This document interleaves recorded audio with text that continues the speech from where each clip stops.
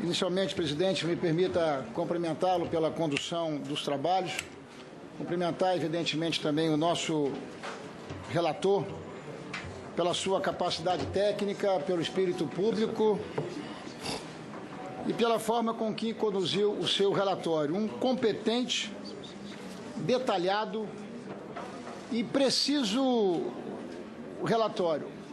Um relatório que não fala, um relatório que grita, que berra, que materializa todos os fatos que estão relacionados com os crimes cometidos pela presidente afastada, que, se Deus quiser, em poucos dias entrará já para a história como uma ex-presidente.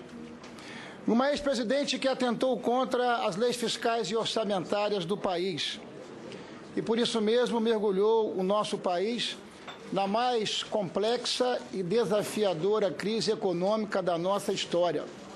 Uma crise econômica, senhor presidente, senhoras e senhores senadores, de elevado impacto social. A face mais perversa dessa crise econômica é seguramente alguns desafios que o nosso país já tinha superado, como o desafio da recessão, como o desafio da carestia, da inflação, que voltou de forma avassaladora, corroendo o poder aquisitivo do trabalhador, do assalariado, da família brasileira, senhor presidente. Essa crise, ela produziu mais de 12 milhões de desempregados em nosso Brasil. São pais, são mães, são jovens, são pessoas que têm carteira de trabalho, mas que não têm o que fazer com a sua carteira de trabalho. Mas não apenas uma crise política com elevada repercussão social, senhor presidente.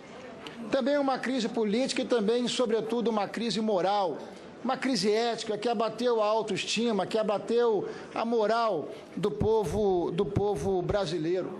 Não atentou apenas, como determina o artigo 85 da Constituição Federal, contra as leis fiscais e orçamentárias.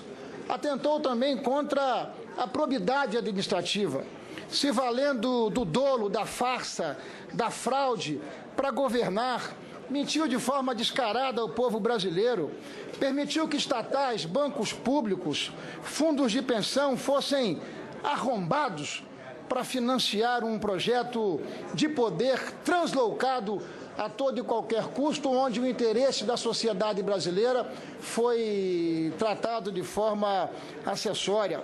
Permitiu que, na prática, uma quadrilha, senhor presidente, se apropriasse do maior símbolo nacional, que é a nossa Petrobras. O resultado, senhor presidente, a consequência disso tudo é, de fato, o afastamento definitivo da presidente da República. E aí, diante de nós, dois caminhos, senhor presidente, duas escolhas.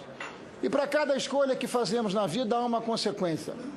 Em primeiro plano, a perspectiva e a possibilidade de nós virarmos essa página, de nós darmos uma oportunidade ao país para que, com muito trabalho duro, senhor presidente, porque não está sendo fácil e não será fácil reconstruir tudo aquilo que nós temos de um perverso e uma herança maldita deixada pela presidente Dilma e pelos seus aliados. Vai dar muito trabalho reorganizar o nosso país.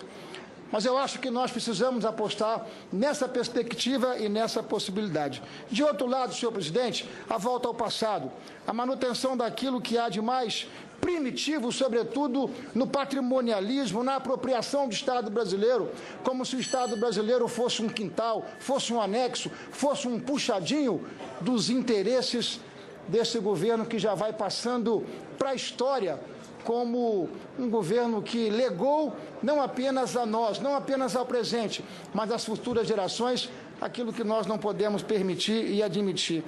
Da farsa, senhor presidente, de querer se prevalecer com a máxima de que o voto permite o cheque em branco, o voto permite o salvo-conduto, o voto permite que o governante possa fazer aquilo que bem deseja, como se não tivesse que construir no dia a dia a legitimidade dos nossos mandatos. Mandatos que não são propriedade particular de quem os exerce, mandatos que pertencem ao povo brasileiro, que pertencem à sociedade e que, portanto, precisam ser administrados em linha com aquilo que deseja a sociedade. Por isso mesmo, senhor presidente, com muita tranquilidade, com a certeza daquilo que estou fazendo e daquilo que é melhor para o Brasil, é que eu estarei votando sim daqui a pouco tempo.